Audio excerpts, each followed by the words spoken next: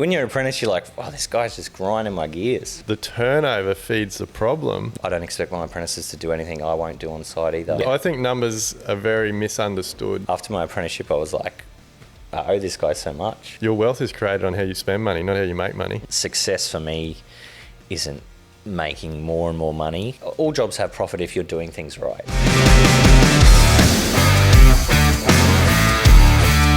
G'day guys, welcome back to another episode of Level Up. We are back in the shed this afternoon for another cracking episode. Something a little bit different today. If you're watching this on YouTube or Instagram, wherever you're seeing it, you'll notice that I've got my arm in a sling because I cut half my finger off last week. So hopefully we'll get through this podcast it won't be in too much pain or whatever, but appreciate all the shout outs from everyone that watches the podcast. It was absolutely unbelievable how many people reached out to me over the weekend. So I really appreciate that. But getting on to today's episode, got a real quiet achiever here with us today that I think it's going to be good to dive into and dig a little bit deeper into how he's got to where he is. But Josh Murray from JM Built. How are you, mate? Thanks for having me, Duayne. So I just made sure I got the name right because I thought it might have been Build, but he said Build was already gone. So. Yeah, that was one of probably the first things in business is you go to the accountant and register your name and you're like, what's left? And then that's where we went. You're like me, mate, just Pearce Constructions, like pretty, not very creative. There wasn't much going on when I first started. It was just like, let's just get a business name and have a go. So, mate, I'm really keen to dive into your story because, you do some cracking jobs, and you're a very quiet guy from what I can tell, and you keep to yourself a little bit, and you're doing incredible work. So, where's it all come from? I think business wise, I've watched my old man for my whole life. Is he in the industry? No, he's not in the industry, which is crazy. He's just a sole trader. And I just watched him grow his business, and it was like running a business, I think is, there's so many things that you can do for your own life. You got to take it seriously and go into it. But I think building for me, I wasn't called to building. I wasn't like, I'm going to be a builder at age 8. I left school, ended up could have gone to university, but deferred, worked for my dad, who was an auto electrician, for like a year, and he's kind of said, mate, what are you doing? You got to do an apprenticeship or go to uni. And at that point I was like, I'd spent so much time in school learning stuff that I didn't think I needed in life, and I was like, I think I'm going to do a trade. Did work for my dad for probably a year and a half, and then I really just didn't. I just went, this isn't for me. It was big pressure to take over the business. And I was like, nah, I could do the work easily. Remembered everything he taught me. Yeah. But I knew I was good with my hands. So I did a trial in carpentry, and then I went, this is what I wanted to do. And building houses seemed more up my alley. And then got an apprenticeship, which kind of also went badly as well at the start. Was that locally in Brisbane? So back then, all trades had just kicked off. Yeah. So I went into all trades and got in with your big project home builder. It was a crew. They had multiple apprentices, and everything was just screaming and yelling and get this done. They didn't care. And then I did that for about 8 months and watched just apprentices coming and going every week going, is this the industry? This is wild.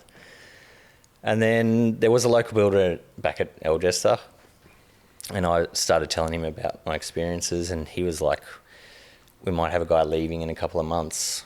If he does, jump on board and see if you can get out of that mess. Yeah. So I just went, I'm going to take this. So got on with Mike, and he taught me everything we needed. Sorry, I'm getting emotional here, going back to the past. But Mike.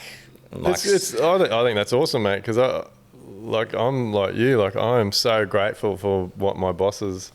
At the time, I didn't appreciate it as much as I think I should have. But when I think back now, I'm so grateful for the skills that they've given me, especially, I'm not sure if you listened to a recent podcast we did with Craig Stewart, and we talked about a lot of the... Yeah, so that was a big one. Like, for me, Mike, like, when you're an apprentice, you're like, oh, this guy's just grinding my gears. But after my apprenticeship, I was like, I owe this guy so much. Yeah. Yeah, and the way his career ended was quite bad as well for him. Yeah. Did he, like, have you ever reached out to him and told him that probably not, because, like, I'm a man, bad communicator. But, yeah, like, I owe him and another boss of ours, Richard, like, the world, really.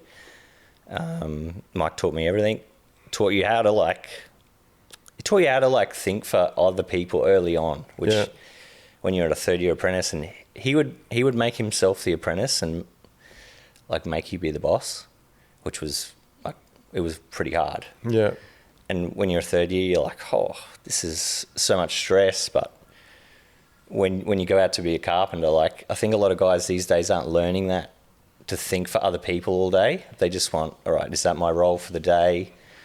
Should I do this? Should I do that? But a good chippy, like, if you're working in a team, you should be thinking about, all right, am I keeping X, Y, and Z? Are they busy in the corner over there? Yeah. And but every trade, I know I piss people off when I say this, but I think our industry is full of people that should not be qualified.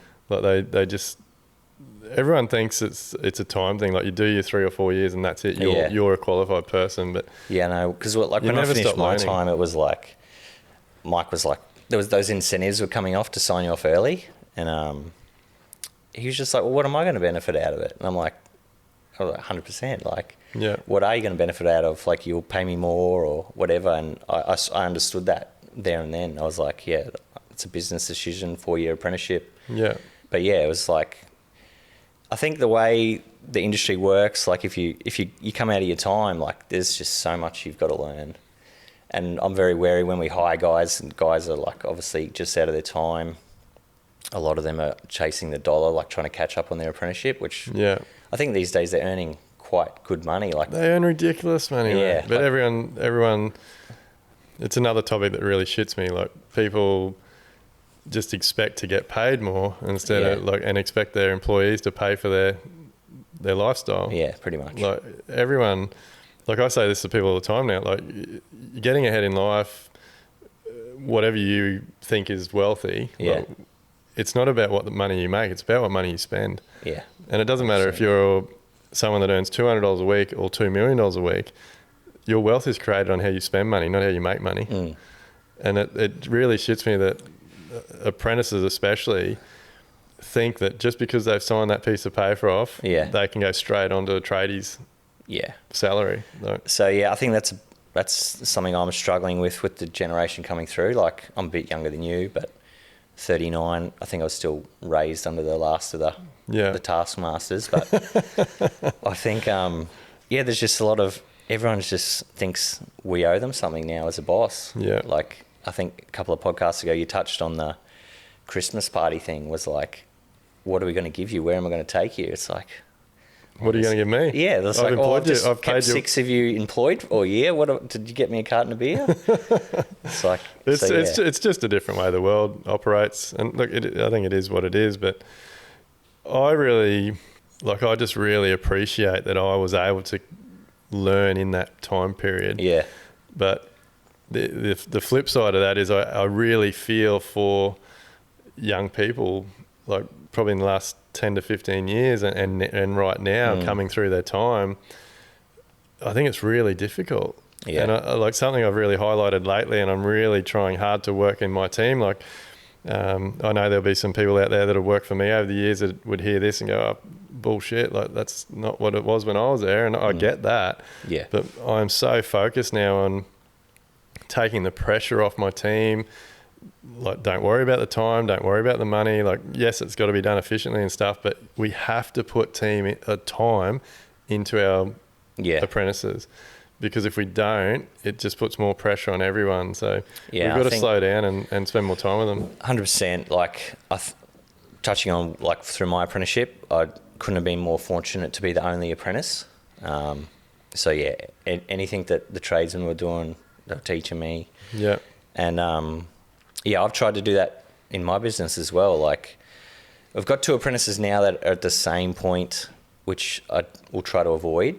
I just not having them at the same level, so they get their own care and training each year.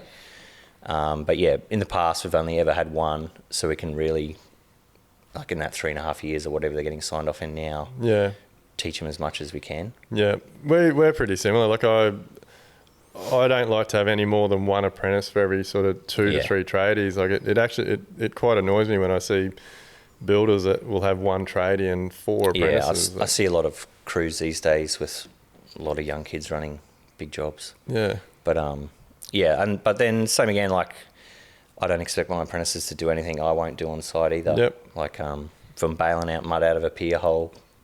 Yep. Yeah. It's got to be done. It doesn't matter what level, whether you're a director or a supervisor or like the owner, like whoever, like it's got to be done. You just get in and do it. So if they don't have that attitude they quickly learn that I'll do it, and then I think if they see me in the mud with them, they'll get a bit of respect, and they're like, yeah, well, I should be doing it. Yeah. So, and then I'm fortunate enough to have hired one of the guys I did my time under as well, and I'll be trying to keep Jade employed till the day he dies. Like, he's just... So he taught you? Yeah. And now you've put him on as like a supervisor or lead carpenter or something? Yeah, so he's my lead carpenter and supervisor, but he just loves being on the tools. Like, every weekend he's total tools or whatever, buying whatever he needs to buy. But I don't know if I was supposed to say that, but I would give him the avenue to be a supervisor, but he just loves working. And I've said that to him. I said, mate, if you're 60 and you're still driving gear around for us, yeah. I think it's important to highlight for people to feel comfortable to know that it's okay to stay a carpenter or all those types of things as well. And like a lot of our jobs now, there's a lot of high spec, and he'll push back on me and I don't want to read that. And I get that. But like, he's our go-to man for problem solving.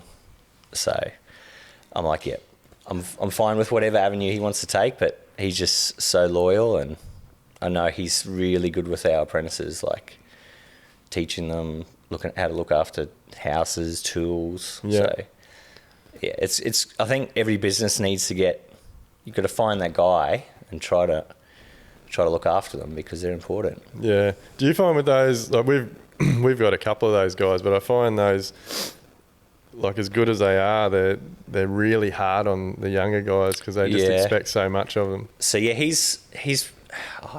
gives them a hard time, but it's tough love, but it's not mean love. Yeah. But yeah, I think it's hard. Like, young people don't know how to. They either take it one way or go the other. Yeah.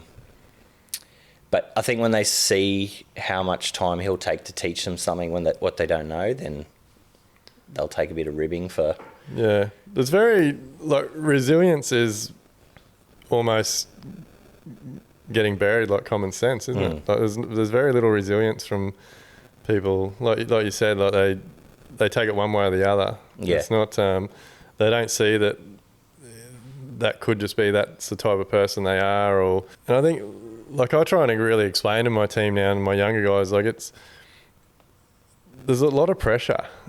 Like, the jobs have to be done to a certain level of quality. They've got to be done in a certain time frame. You've got other trades coming and going that things have to be ready for. You've got clients' expectations to live up to. Then obviously, as a business owner, things have to be done or you don't make money.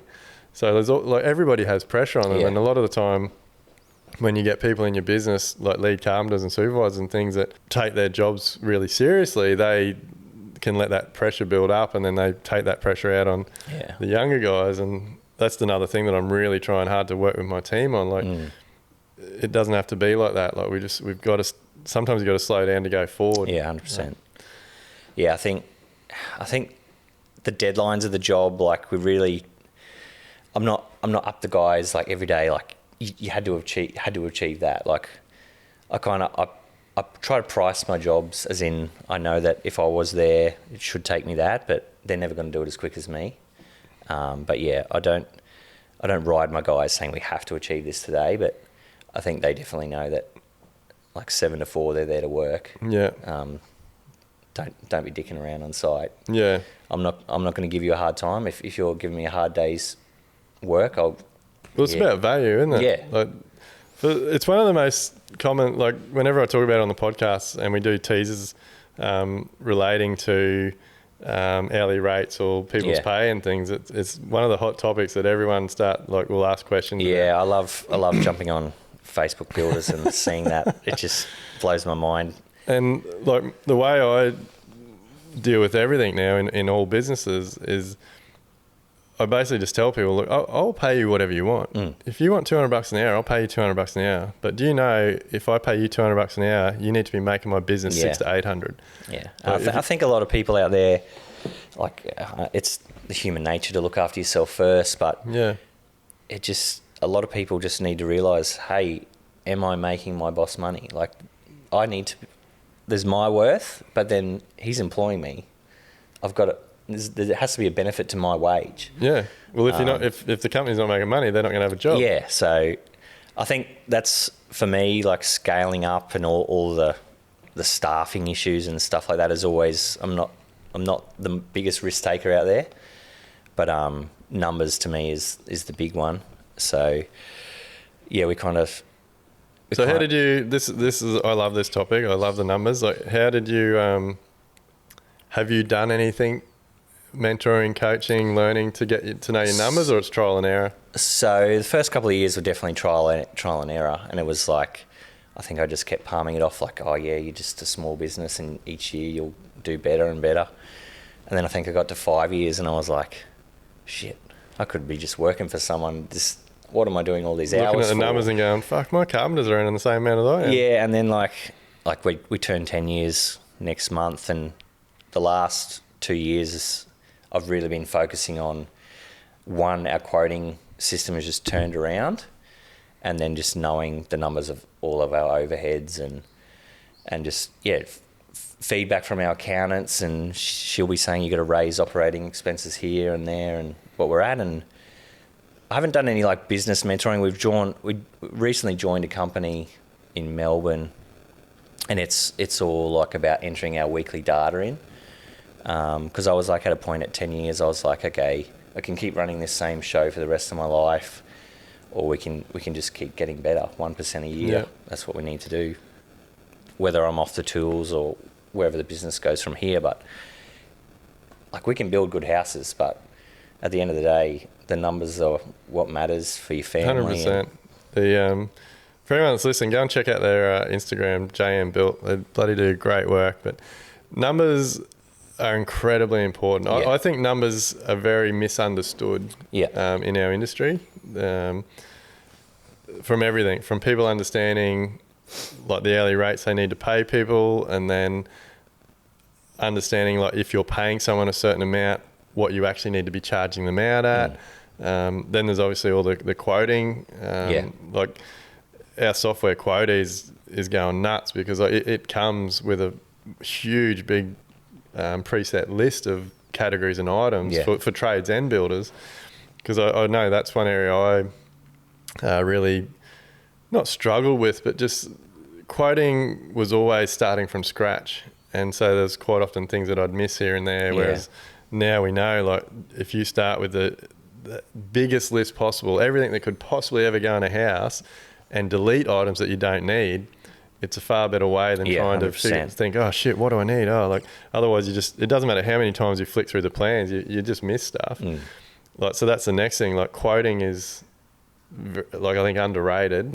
And that's why we like in Live Like Build with our Elevate members, we do our paid as a consultant process. So you get involved and you're paid to put the time into investing into the client and knowing what's going on.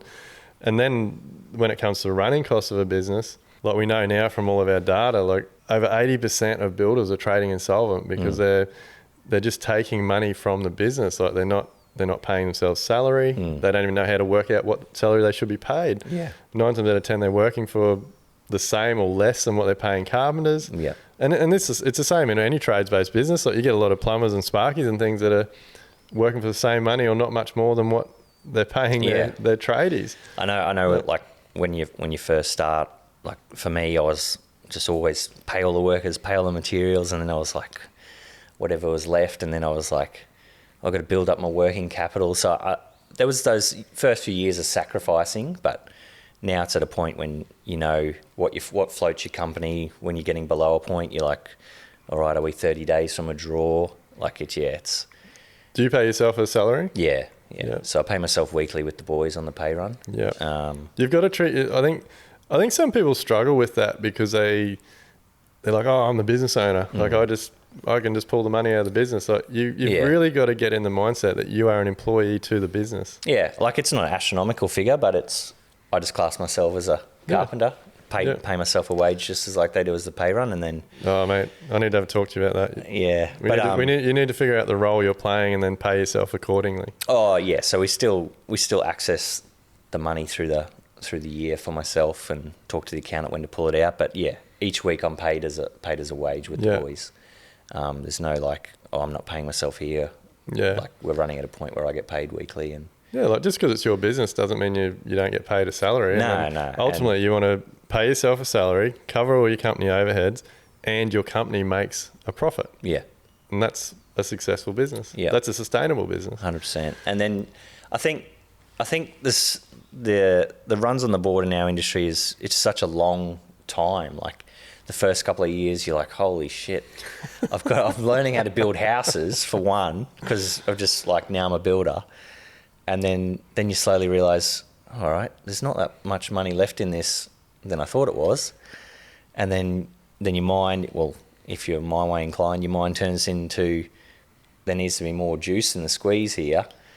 And so the numbers is more important. So I feel like, again, it's the same for all tradies, builders, even architects, designers. Like a lot of architects, designers actually struggle to make money. They don't understand their costs and those types of things. But like I feel like with builders, everything's exaggerated because you're dealing with such big numbers. Yeah, so huge. If you're like, this is where I got caught out. Like I definitely didn't know my numbers, and like basically went from getting my builder's license to within 3 years turning over $8-9 million. Yeah.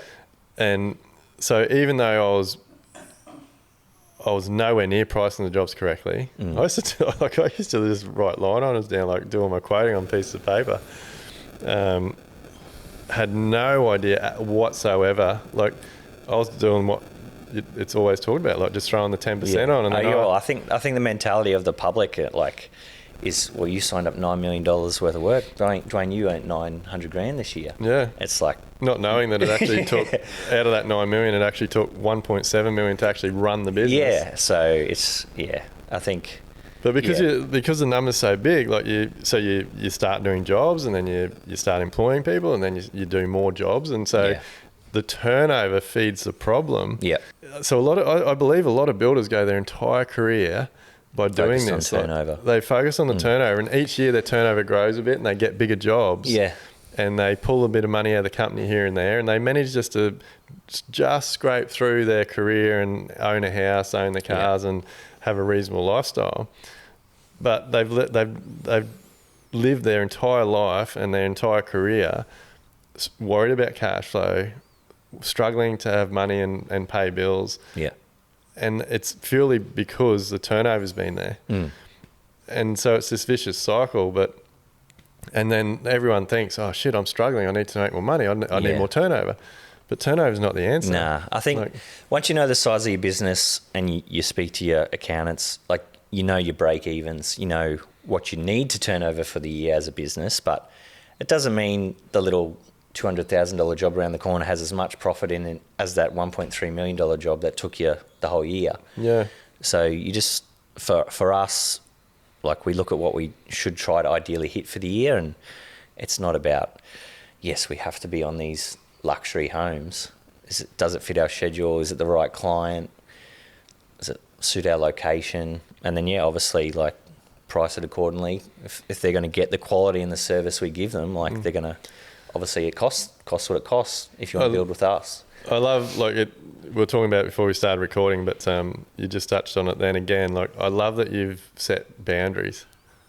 Yeah. Like, I think early on you're just like, where's the next job? Who is it? Where's it going to be?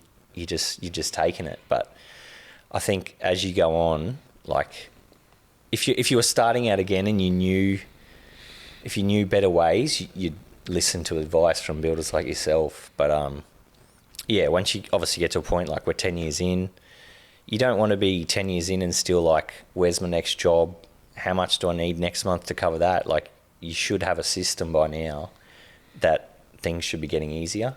And yeah, you don't want to be like, oh, well, I have to take that job on because we've got a gap. Like, you should have time to plan, time to quote. Yeah. Work yourself out months in advance. So like the things you just touched on, like knowing the area you want to work in, knowing the type of client you want to work for. Yeah. Even like you were saying, like figuring out how many jobs you can fit in the year. Like doing those simple steps just takes the pressure off, doesn't it? Yeah. I don't like putting myself in a point where we've got plenty of work on the table and go, oh, Josh, here's this awesome lead. Here's $1 million house. We need it done now. We're not about, all right, let's go hire 6 guys and take on that $1 million house. It's not our process. We build up our employees, train them how we want things done. I think if you go into business to take on as much work as you can and just rapidly hiring staff here and there, I don't know. That's my opinion. Oh, it's 100%. Millions of builders probably doing it, but like you only got to see all the ads on social media now. Like every marketing company is trying to get into our industry, and then you got I feel like in the last 3 months, there is so many people calling themselves coaches, mentors, trainers in our industry. 100%. A lot of them are young people that don't have the runs on the board and may have had a couple of years, or they think they've had success, but they haven't really been in business long enough to make it through hard times or know their numbers clearly and all those types of things. And so you got all this noise out there. But the one thing I hate seeing is like everyone seems to be like, just market, grow, increase your turnover. Yeah. So, and that's just the biggest recipe for more stress, more disaster, less money. Yeah. Like 100%. Bigger hole in the ground. I think if someone's not the mentor, like say you've got your program, obviously it's definitely helping a lot of builders. But if you're in the mindset of like, I've got to get bigger, I've got to get more money, and you just rapidly go into that, like it's just such a quick spike decline with the amount of money we deal with. You can, So I think, you need. So that's what the business course we're doing now is. It's really like small numbers. Like you look at your staff costs, you look at your WIP, and you're like, okay, we've got that. We could raise hourly rates here to hire that guy. Yeah. So it's more WIP, work in progress for people. Yeah. So we have 3 things that we fill out, and I think it gives you like that forecasting tool, which you're big on as well. So I think if you're diving into this industry thinking it's just all about throwing an ad on Seek and getting 6 guys, it's the wrong way about it. It's funny. This is a real life example. Literally 2 days ago, had a young builder called up to do a inquiry call about our Live Like Build Elevate program. Has a big tax bill, just come back from overseas, needs to grow the business again, has only been in business a few years, needs to get systems and processes in place, doesn't know who his ideal client is, doesn't know what his numbers are, like just everything that I know we could help him with. Yeah. And for me, it's a no-brainer. And then I get a message yesterday afternoon saying, "Oh, Duayne, thanks very much for your time. I'm going with this other course because I need to really focus on my marketing." Yeah. And I just exactly like I just said then, like it's very hard, I think, in our industry because there's so many people making noise that have never run a building business or succeeded running a building business or been in building business for 10, 15 years. And so everything sounds nice and glossy and rosy. I think there's just this so much smoke and mirrors in our industry. Yeah, it's insane. When I first started, you get caught up in, I think Instagram was just kicking off, and it had heaps of positives and heaps of negatives, and you're like, man, how is that guy getting so many jobs, and what's going on here? But yeah, mate, I know builders that are spending, like, they're turning over $3 to $5 million, and I know from what the conversations I have with them that I can tell instantly now if someone's talking shit, and that they don't know their numbers and stuff, and they're spending $100,000 to $150,000 on social media marketing, and they email me they pepper me, and I look at what they want to charge you for the week, and I'm like, for what? It's just a little post. I can do that myself. But like anyone that spends that sort of money is going to have a lot of work. Yeah. But a lot of work doesn't mean you're making money. It doesn't. And then like 9 times out of 10, it means you're more stressed and you're actually going backwards. You're just creating a bigger hole for you to fall in. And I think the older I get, like, it's success for me isn't making more and more money. It's freeing up my time. Yeah. Like 100%. 10 years of my boys, he just turned 6. And like, it's a hard slog, building industry and 2 young boys. Yeah. But getting your time back is more important. Yeah. At this stage in my life than earning more money, I think. Mate, I feel for you. And I think it's really great that you're so aware of that, because I've talked about it heaps of times. I feel sorry for my oldest daughter because I hardly saw her for the first couple of years because the building industry just, and not knowing how to run my business just took me away from her. But it's another one of those things. Like, I'd love to hear your theory on it, but like, everybody that reaches out to me wants time. Yeah. But they won't invest the time to get that time. Yeah, like, you're not going to work a small amount of hours. Like, I'm not saying like you can do like 20 hours a week and it's going to be gangbusters for you, but you're still going to put the hard work in. But just that constant thinking about work and scheduling in an hour to yourself a week, or making sure we do, like, I do kid drop off each morning. That's big.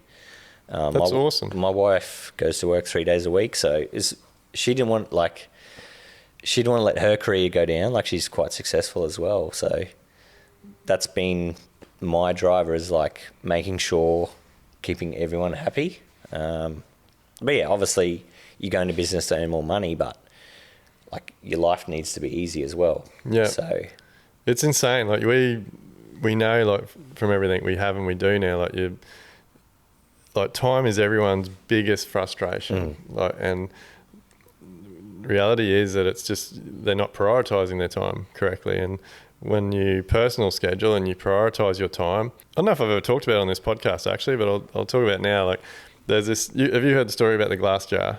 No. Have I said this, Shay, on this podcast? Yeah. Probably 100 times. All right, I'm going again. But I'd heard this story 100 times, and I don't know why it never resonated with me.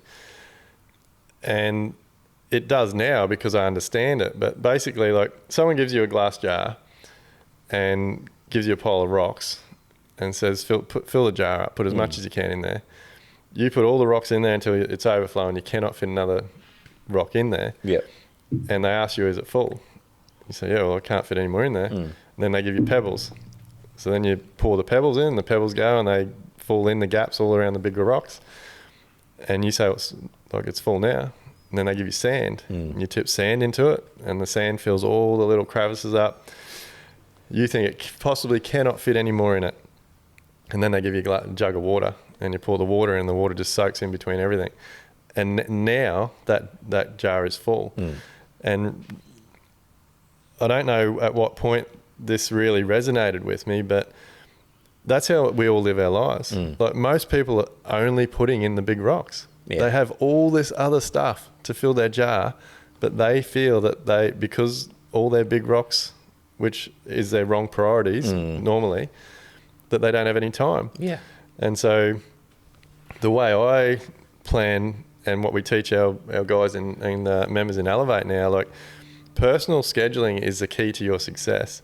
So you've got to treat, my personal time is my big rocks. So my wife and I do 12, 18 months personal plans. We plan all our family holidays, long weekends. We leave weekends free for catching up with friends and stuff. But family and personal are our big rocks. Take kids to school, pick kids up, cook dinners, all those types of things. And most people freak out because they're like, oh shit, if I put everything I want to do in there, I'm not going to have any time left to do what I need to do to keep life turning, keep the cash flow coming and all those types of things. But once you've laid out a calendar, because the other really scary thing is when you do this the first time, when you have a big 12-month calendar on your wall and you go through it. So our thing is like, if the kids are off, we're off. So all school holidays crossed out, long weekends crossed out. And when you've got it on a big wall and you're highlighting all this and you're like, holy shit, like that only leaves that amount of time. And then you put in the long weekends you want to have, and then you might put in the date nights or the days you want to start late or whatever. And then everything just keeps coming back and back and back. And then once you've got your big rocks in there, you've got to fit in everything else around it. And it is unbelievable. Like, I know myself with my personality and persona and those types of things, like I need structure. Yeah, 100%. I think default diary, like it is massive. Like in our industry, you can just go on this whirlwind of wasted time every day. Well, everyone wants to hold, like everyone, like you'd know, like as soon as you walk onto a job site, even if people have the masses are just, he's here.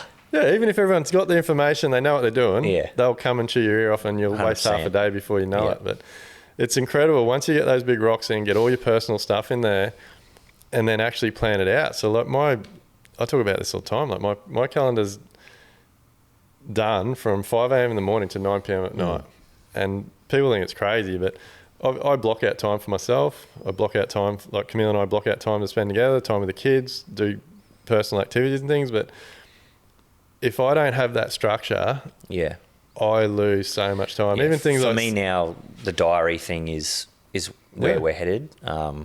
It's do it. You got to just do it on Google, mate, on your phone, like, and share it. Do it. Like, highly recommend you do it with your partner. So Camille and I see each other's calendars. Yeah, mate. There's no checking. No. Like if one of us wants to do something, or you get a call for something. Is the note still on the fridge of when we're supposed to be going to dinner or whatever? But yeah, diary is the big goal for me this year, is running out of a structured diary and stop wasting as much time and sticking to my schedule and then put the time in. Like the for me, the next thing after personal is, well, family, I should say. Family's my big rocks. Yeah. The next thing for me is me personally, like training, catching up with mates, working on myself, personal development, and then it's business. Yeah. Like, business is my sand and water, and it's incredible how much business you can fit in when your days are scheduled. Yeah.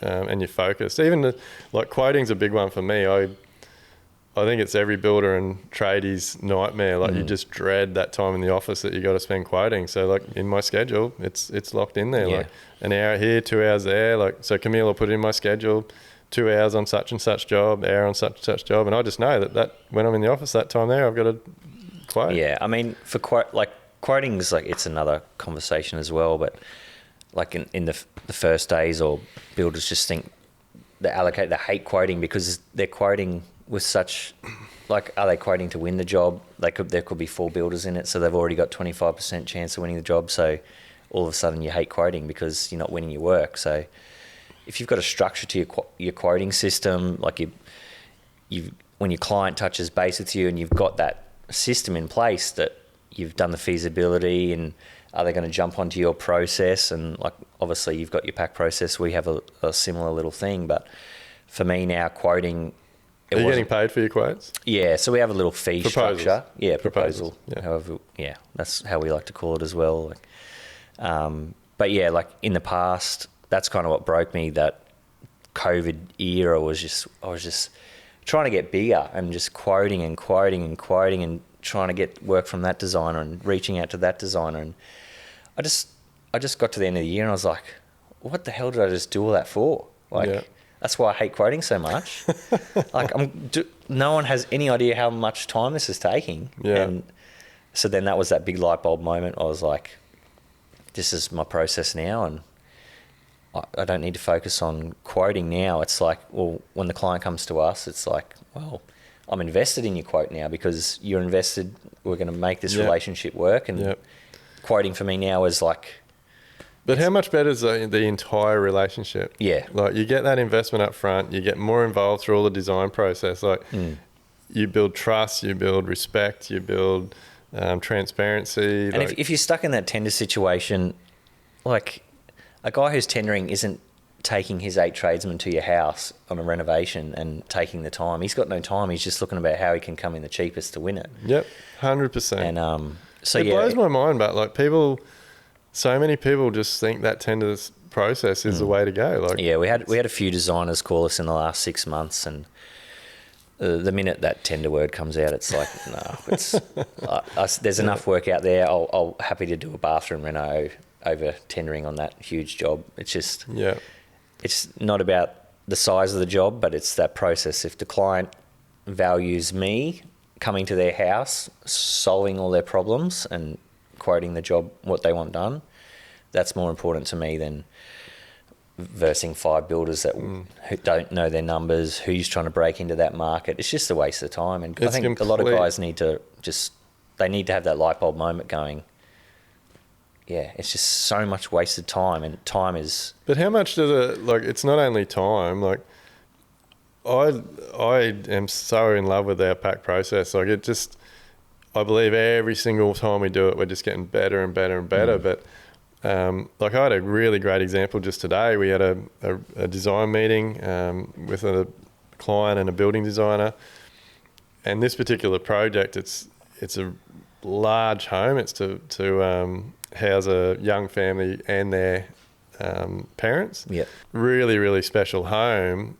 And like... We've guided it with our project sheets and our costs the entire way, and made them very aware what we think it's going to cost. But they've wanted to keep pushing the boundaries to see exactly what they want will cost. So the way I like to talk about our pack process, yours probably similar. Like, I'm not there to control it. I'm there to educate the client on what they want or are asking for will possibly cost, and then it's up to them to educate myself and the designers what means value to them.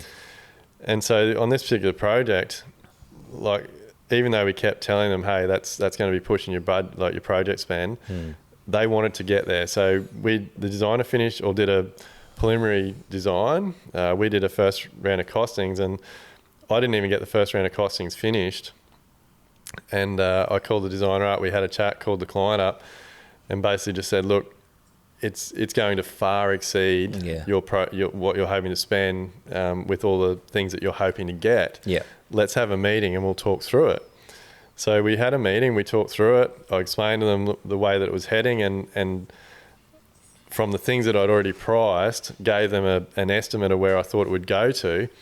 And they're like, oh no, look, we don't want to waste your time or our time. Let's have a look at what we can change. And they're still getting the same floor plan, the same size house, still going to be an incredible home, but we've been able to pull back. Like, originally it was going to have all off-form concrete ceilings, walls, like there's over $1 million worth of concrete in this space. Yeah, right. But so the designer presented this design this morning, which is still an incredible home. It's just the main structural materials have changed. We're still going to have the same joinery, the same appliances, plumbing fixtures and all those types of things. But that would never have happened in a tender scenario. No. In a tender scenario, they would have drawn their wish list. They would have wasted 3, 4, 5, 10 builders' times tendering it, to be told 3 months later that it's twice what they want to spend. And then the architect or the designer would have charged the client to redesign the whole house. Yeah. And this is when people call us now. It's like, if they've got their DA plans, I kind of like, oh, good, you're not too far along. Yeah. And then, like, if they jump on, like, the conversation, we're getting better at every time selling it to our customers. But just like, if you can't pay a simple couple of $1,000s to get us on board, like, at the end of the day, you can have the best drawings on a little piece of paper next to you, but you can't get that built unless the builder can get the budget right. And like, if your price is that, you need the builder at the end of the day to get a contract price to build it. Yeah. So if you can't be at a point where you're valuing that time and the feedback, and you just go to tender, like, half the time people aren't understanding that half of their stuff on their pretty pages hasn't been included because one, the builder's just racing for the tender and the budget's not really the issue. It's just winning the job first. But yeah, I think we're really good on now trying to get the honesty out of the owner, saying, look, the more open you are about your price, the better your build's going to be, the better your result's going to be. Like, you could level up things here, you could reduce things there, whereas if you're stuck in that tender situation, you're just quoting the plans and it's just like I don't think it's good for anyone. Like, and it's quite frustrating because you see it. It's not just in our residential world. Like, you see it all over the news and the media all the time with big government projects and things. Like, the tender process is ruined for everybody. Yeah. Like, look, you see these infrastructure projects where, the winning tender is $2 billion, and then 12 months later, it's all over the news. The project's still not finished, and it's $1.5 billion over budget. Like, 100%. And I think with your platform, like, the more the community realizes there's a better way to price residential, commercial. Obviously, commercial is probably a fair way away from it, but residential is where it can start and help builders, help the community. Yeah, just a lot more plans are going to make it from pipe dreams to pieces of paper that never got built to actually happening. I've talked about this before as well. Like, the simplest solution, I believe, like, it blows my mind. I know there's a few architects, designers out there that do this, but a lot of them don't. Like, I've never been able to work out if an architect designs a home and it gets built, why don't they contact the client or the builder at the end of the job, check what the final pricing was, and then put it on their records that house for that level of finish, that size project, costs this amount of money. Like, to me, it's just simple. Like, if you walk into an architect's office and they've done 100 projects, and you like that one and it costs $5 million, why do you think you're going to get it done for 3? Yeah, like we do that with our customers. Like, it should be easy for them. Like, if we get a set of plans and then I'll go, well, this job on our social media or website, it costs this. So if you're adding that bigger pool or you're doing this, like, that's your starting point to achieve that job that we've done in the past. So it just gives them more clarity of what I think. They just think they get their piece of paper and there's a square meterage rate, which is that's just another thing. But yeah, I think after 10 years, there's just so much to learn as a builder on site, and then pricing is the biggest thing, and then getting that system in place to support yourself as a business and be confident enough to go to the owner that you're actually wanting to help them get the job. It's not like, I have to win this job. Like, you're in it together. You want to give them a good product. Yeah. And at the end of the day, if you're overcharging the build, like, it's not going to go ahead. So you're just going to get stuck in a circle. So you're pricing it honestly. And I think that's like how our business is built on. Like, you're getting priced honestly to get that set of plans built. Like, we can't build it to that budget because we're squeezing in an extra 50K for ourselves. That's what it's going to cost to build, and that's what the business costs to run it. Yeah. It's that simple. Like, literally, like, and that's, like, I am 100% firm believer, like, any client that thinks getting multiple prices is going to help their situation is kidding themselves. Because like, it's like, our industry is like nothing else. Like, it's not like going to the supermarket or buying a car or even going to the dentist and things. Like, every single builder runs a different business. I mean, a different structure. It's not like you can still have multiple builders for your set of plans, but instead of saying first port of call, go and price this, have a phone call, have an interview, get to know the builder. Because for me, another thing too is, like, a lot of our jobs now are pushing that 8-month mark. Like, you want your client to be your friend during the build. It's a long time to be stuck with customers if you're not getting on or you're butting heads. So yeah, like, if clients want to shop something out, that's fine, but shop it out in an interview process, I think, not a monetary format. 100%. So, mate, how do you what do you look for with trades and things on your jobs? Like, how do you keep up your quality? So we've stuck with our trades for a long time. Very rarely are we shopping our plans out to take on new guys because of price. If you've come through our system and you're no longer there was probably something that we weren't happy with quality-wise or your communication. And then, we really look after our guys. Yeah, like our tiler and plumber have almost been with us from the start, and then we just drum in that this is the quality we want to achieve, and then if they're on board with that, you just give us honest pricing, and you're our first port of call for every job, unless you're sick or on holidays or something. But building that network up, I think, is pretty crucial. I mean, like a lot of builders, you can shop out heaps of stuff, but you won't have that relationship when you've got that plumber for 8 years or whatever, and he's going to be there for you because it's got to be a relationship. Like every like your team, your contractors, your suppliers, like it's got to be relationships based. So pricing is like I'm always checking their pricing. It's not like they're sending me random numbers, because I'm like, well, your last job cost that. Yeah. Explain to me why it's more. Yeah. And like I'm always watching their numbers. It's not like they know, oh, we've got another job with Josh, but they give me honest pricing. They're paid straight away, and quality is the big thing. Yeah. So we're not trying to just try new guys here and there. It's all about as long as everyone's focus is delivering the best you can possibly do for that house. What about like time frames and things? Like how do you work your time trade? Yeah, so we try to, once we start the job, like we notify, we've won it straight away at contract, and then I kind of just do like a monthly ballpark thing, because not everything works perfectly for us on renovations to the T. But we like definitely look at the calendar and break it up into those 12 months, and then we'll get on the email or phone and say, plumber, tiler, we're aiming for this month. Yeah. Do you do full job schedules? We're not at a full job schedule point at the moment, just purely because we don't take on huge amounts of work. I've usually got enough time in the pipeline to organise it on the computer and run it that way.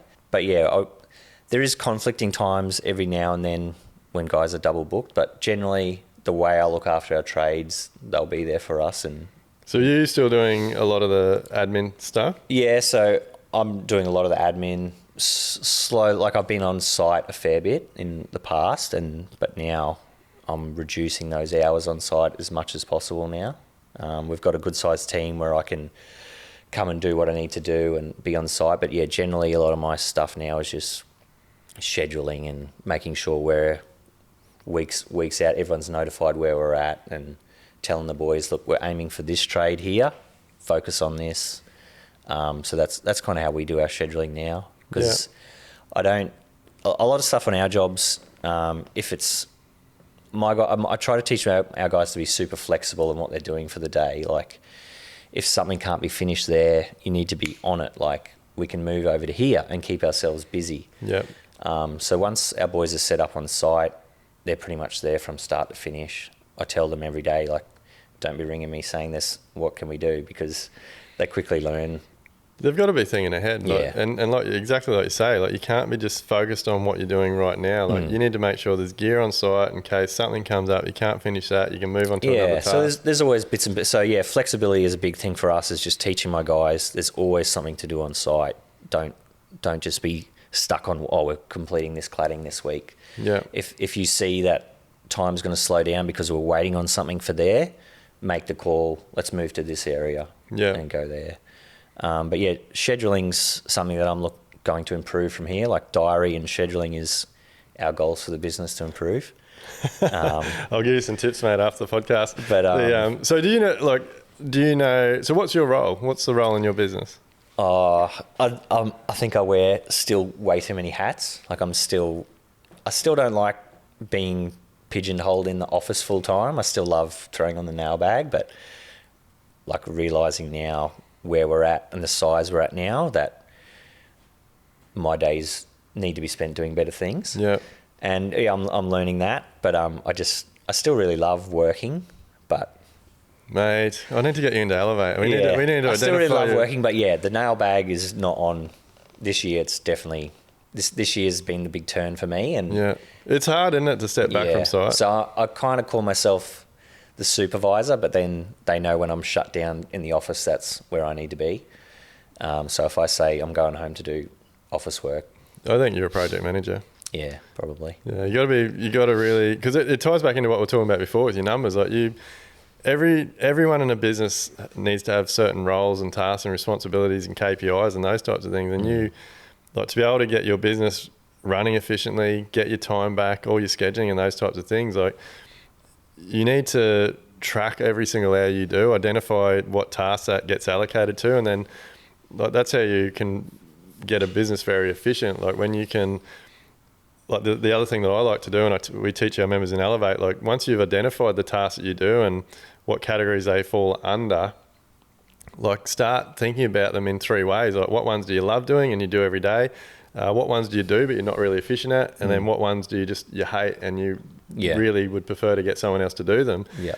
And then that's where you can start to really, in your overheads, identify where you need to employ people in the business. So obviously, if it's a supervisor, then that's a site cost. But if it's a VA or administration staff or possibly a project manager, you can work that cost into your overhead cost, so that every job moving forward, you actually have the money in the business to pay to employ that person. And that's going to get you time back. And the reality is, it's not just our building industry, but it's just businesses in general. Most people are always like, when I get the next job, or when I save a certain amount of money, or when my bank account's got this figure in it, or like, there's all these what if, then I will employ. And reality is that more often than not, it never gets to that point.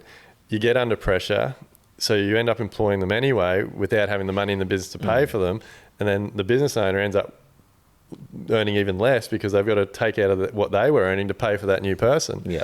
And it's that vicious cycle. So identifying really clearly what your role is in your business is really important. So we jumped into this system probably, I think, July last year, and that's we're each month we're turning the wheels for me to get the role that I should be playing. We saw a point, I'm like, we've got the referrals, we've got the workload now, and I'm like, now it's time for me to get off site. And like, I miss the banter of the boys on the site, but it's big for me now to get that time and organisation now, and that's what we're focusing on now. It's hard. Like, I still feel for it now. Like, I think any tradie, any builder, I think designers and architects again would be the same. Like, that's why you got into it. Like, you're a carpenter, then you became a builder. Like, you love the site stuff, and let's be honest, like, the business stuff's the hardest part. I think that's the crazy thing about our industry is it's ever evolving. Like, you start your little building business and you're on the tools, and then you're hiring people, and then for me the next stress was like, all right, now how do I get enough work to keep my full-time guy employed? I think when I first started, that was my biggest focus, was like just making sure I could employ someone, was how it was leveling up that way. But now once you have got through all of that, it's definitely about trying to run yourself in an organised fashion and letting go. And it's taken me a long time to let go, and it's happening. It's happening probably slower than it needs to be, but it's happening, and that's how it needs to be. At least, I feel like you're very aware what you need to be working on. That's definitely a struggle for a lot of people. Like, they feel like they're just wearing 100 hats and putting out fires all day every day, and they have no clarity of where they need to be working on or what directions they need to be taking, and so they just rush. I think in the last 2 years, like, we had like great business was great, but I was just like looking at myself going, okay, you're 39, you can't sustain this till 55 or whatever. You're doing this wrong. And then that's when I was and with like having the boys as well. So quickly just started focusing on numbers, and then that was when you were doing pretty good there. And then, so now, it's about taking myself away from site and just making sure guys are educated, communication, they know what's going on, stuff's pre-organised. Yeah. I'll grab my iPad, mate, before you go. Just remind me, and I'll show you some of the systems and processes that we have, because it is amazing when all this ties together. Yeah.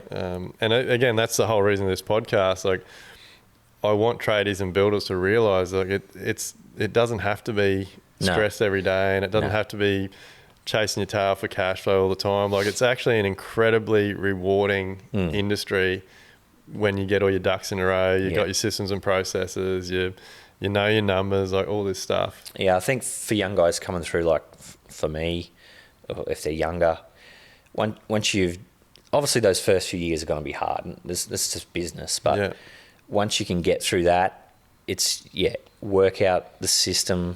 You need to know that you're quoting properly, number one, so that your business is working. But you've got to have a systemized business for this industry, and that's like, it's not, you can't just come in and get a builder's license and say, we're doing this. It is the industry where you have to learn as you go. Yeah. And for things like your systems, it can expedite, speed that up, only in beneficial ways for everybody. Yeah. So, mate, we'll jump into something else a little bit different that I actually don't think we've ever talked about on this podcast, but like, you've recently had surgery for skin cancer. Yeah, so this is my second one.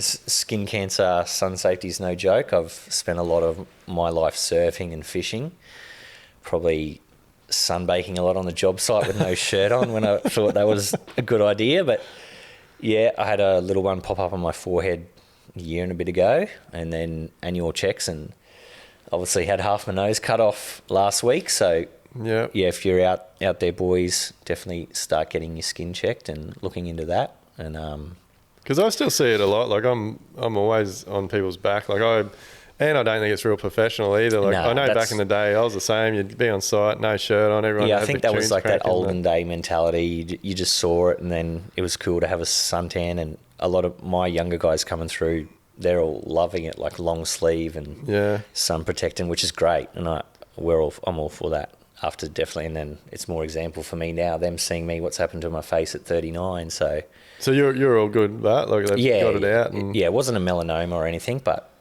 I'll definitely be in a position now I need annual checkups. Yeah. But it's not worth, it's unprofessional, and it's just something that, like, we have a hard enough time in our bodies, shoulders, knees, skin cancer will creep up on you, so we might not be focused on that. But that's another thing we need to worry about now. Is so what made you what was like, how did you find that first one? Did you decide you just need to start getting checked, or no, we went away for Christmas, and I surfed a bit that holiday, and then just noticed the mole was a bit scabby looking. It was a bit different than the last one, and then I was like, it didn't look right. And then my age, I was like, coming up into starting to do the old people tests, like prostate and mole scans and all that, coming up in once I turned 40 or whatever. But I was like, I think it's time I get my skin checked. And then surely enough, had one straight away. And I was like, how long could I have left that had I not gone? And so it's definitely something that I think, like, I think all my tradies have seen me in the last week. I literally got the tape off my face yesterday. I was wearing a mask to work pretty much. And everyone's like, what happened to your face? And I'm like, sun safety is no joke, actually. It's put your sunscreen on. And so what do they, like, have they told you what we should be doing? Like, I know they say, like, I remember, I think when I was growing up, it was like the slip, slop, slap ads. The doctor didn't really mention anything about that. I guess it's just sun exposure. Like, I've probably super accelerated it on my skin. Like, I've been surfing since I was about 12, and obviously contracting and working in the sun and doing all that stuff. So obviously not everyone's going to be in my case of having that super accelerated skin and sunburn reflection off the water for all those years. But if you're thinking about, like, not putting sunscreen on, and it's no joke, it'll happen. I always just thought, should be right, but it got me. Well, our Tyler, only in the last couple of months, has had one on his lip. Like, similar story to what you just said. Like, he just thought it was a bit of a blister or sore on his lip, and it wouldn't heal. It kept coming back, and he thought he better go and get it checked out. So the one on my nose wasn't even a mole. It was just a red patch of skin. And then once they noticed it, I hadn't even noticed it. Then I kept looking in the mirror every night, and you could see that the skin was a bit flaky on it. I was like, that would have gone undetected. I wouldn't have I just thought skin cancer was moles or freckles, but it was just a simple little bit of red skin on the side of my nose, and surely enough, I've now got half my ear sewed onto my nose now. Oh, right. Yeah, so I had skin graft from behind my ear as well. So yeah, they took a pretty good chunk out of there. Yeah, right. Yeah, I'm the same. I always thought skin cancers were more started from moles and freckles and things. Yeah, so I definitely had no idea, like brushing your teeth in front of the mirror, and it's just been sitting there for the last 12 months. Well, it could have just appeared, but yeah, so definitely get checked. It's not just moles and freckles. There's other things that they're looking for.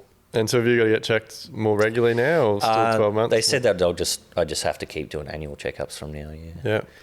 Yeah, no, definitely it's something that our industry has gotten better at. Like you said, you do see a lot of people on site now with long sleeves and big hats. Yeah, a lot of my guys now are wearing like the fishing buff in summer, which I think is good. But yeah, like back in those days when I was in my 20s on a brand new slab and the reflections coming up and you're just getting fried all day, it was like, what was I thinking? But it's just, it's just. Well, hindsight. It was normal. It was just normal. Yeah, That's just what you did. What you did, your boss and all the other workers were doing it, and yeah, you thought it was good, but. Yeah, yep. So, mate, where to now for JM Built? So I think we just want to keep building great houses, having customers like really enjoy the experience. We really, something big for us is making sure our customers have a enjoyable time. Once we get that, once you as a builder get that down, you'll realise how much work it gets you as well. You don't have to be spending money on marketing 100%. When your customer is the A-grade marketer. So we haven't touched on that. How you've obviously perfected who your preferred client is. I think we just, over the years, you just get excited by the phone call, but you slowly learn who you get on with and who values your input. And then during that quoting time, you realise, does a person see you as a number, or do they see you as someone they're going to spend that year with? Like, if you're doing some of the big raisin builds now, we're on it's close to a year. So it's big for us that I can evaluate the customer now as well. So yeah, if we're not getting on or having a joke on the job site or communicating, it's just as important for you as the builder and the client likewise to get on with each other.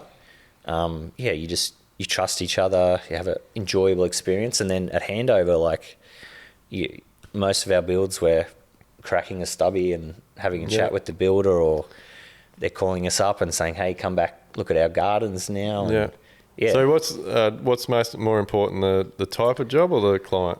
The client, yeah. 100%. Yeah. I feel like a lot of tradies and builders chase the project. Yeah. Chase the architect, chase the flash house, 100%. chase the big jobs, and put not enough time and effort into getting to know the client more. Yeah. If you can work your business around the client, the jobs will have profit. All jobs have profit if you're doing things right. 100, yeah. Bomb. That's a bomb shake. Yeah, you don't have to. You don't have to chase that $2 million build to get the flash truck or whatever. You just need to run a good business. And because really, the really awesome part is when you're connecting with people on that personal level, and they're coming to you because of what you're going to deliver them, rather than based on the price. It's another thing that helps the overall business. You can do more work. Your team's happier. Things run better because you're not putting all the time. How many builders, and I'm only basing this on my own personal experience 10, 15 years ago. Can you imagine how many builders out there that their entire days run off putting out fires with each of their clients because there's no organisation, there's no relationship, there's been no expectations set, they don't know their numbers. And so everything's a shit fight. I know, and some of our customers in the past, the quote and the lead frame from contact to actually break on site can vary. They might not be ready or things are going, but we never once pressure them. It's always the same system.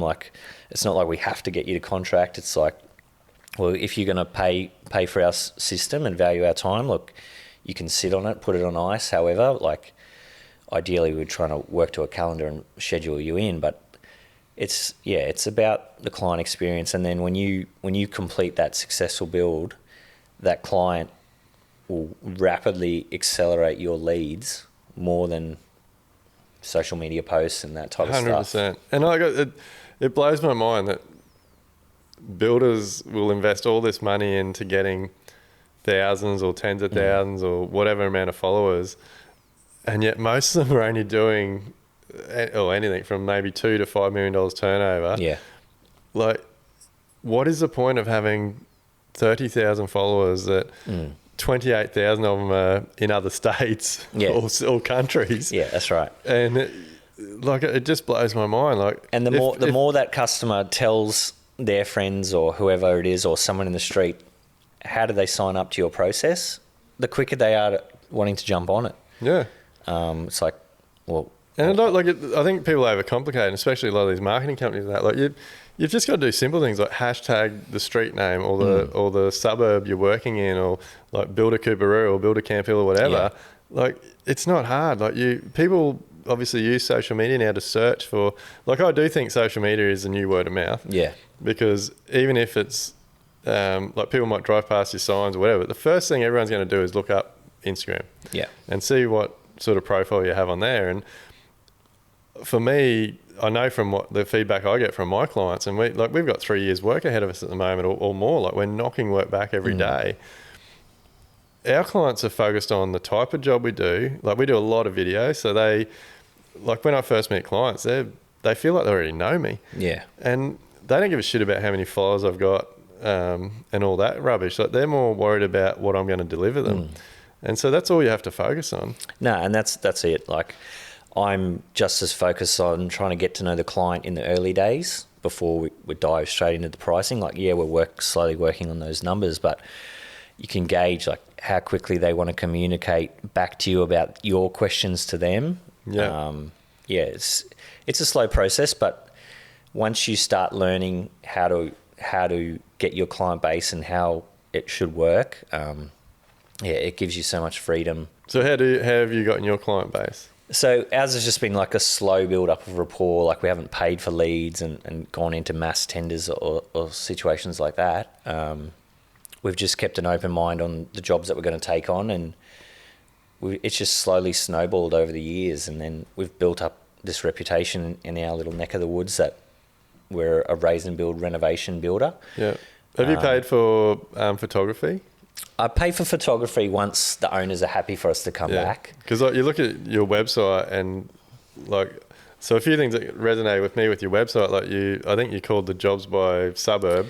Yeah, either suburb or the street, but generally a lot of our customers, they don't have the budget that stretches into full landscaping straight away, so we just stay in touch, and when they're ready for us to come back, we go back and document it. Yeah, but someone can look at your website, they can see the areas that you work in, they click on the photos. Photos are great. Yeah. Like, I'm a big believer in finished photos are a massive asset. Yeah. Like, and we do similar. Like, we obviously, like, we do photograph release. We make sure the client's happy to photograph job even during construction. But occasionally you get the client that isn't comfortable with photographing a furnished home. So there's the odd job that we'll just take at the end when it's all nice and clean.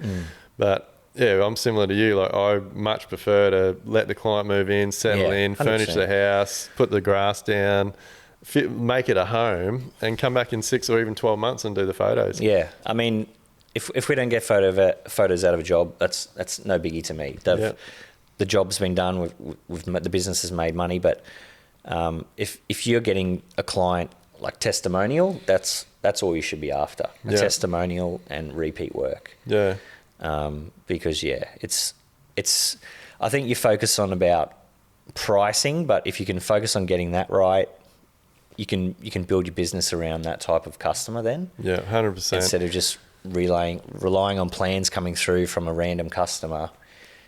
Once you, over time, like, obviously it's not going to happen first straight away, but you'll build your rapport, and then you'll get that customer that's seen your work. And then if someone rings me and it's quite a large job, and like, we're only a small company, like, we're not well known, but the first thing I say is, would you like to call some of our previous customers? Because, like, if you're deciding on the build or whatever, like most of my customers are willing to answer the phone call and tell you how it went. Yeah, that's always a big selling point for us as well. Like any client we've built for will take a call. So we'll reach out to them, ask them if they're available, and pass their details on. But you've only got to look at your website and your Instagram, and like it's all quality. Yeah, like, and it makes a massive difference. Like I feel like there's so many builders and trades out there that are like, if they, like you see, because they do sponsored ads and shit, so you know that's costing hundreds or thousands of dollars a month. Like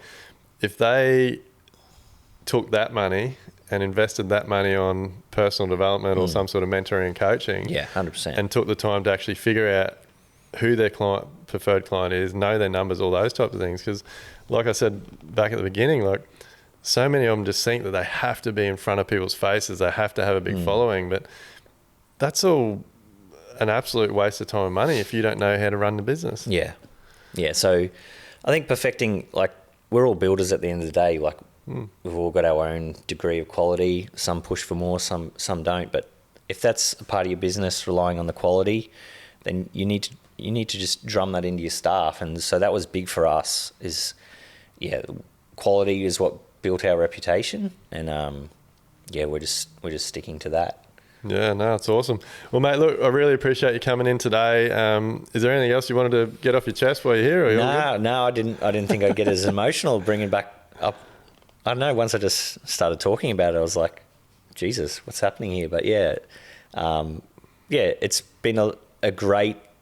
It's a very challenging career being a builder, and I definitely, my guys see the stress of it all, but like once they learn to get the systems in place, like I've said to one of our apprentices coming through, I said, mate, we're putting him up for Apprentice of the Year this year. He's really good. And I said to him, look, you're going to be a future builder whenever. I said, when I'm older and retired and you want a supervisor or whatever, like you can call me.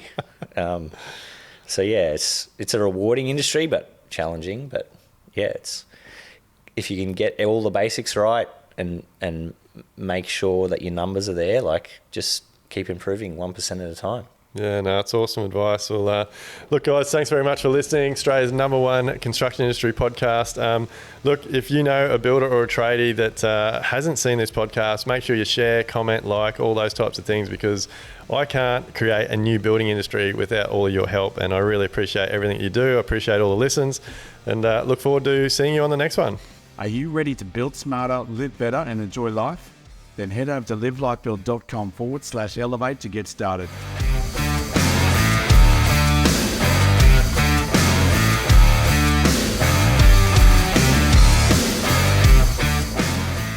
Everything discussed during the Level Up podcast with me, Duayne Pearce, is based solely on my own personal experiences and those experiences of my guests. The information, opinions, and recommendations presented in this podcast are for general information only, and any reliance on the information provided in this podcast is done at your own risk. We recommend that you obtain your own professional advice in respect to the topics discussed during this podcast.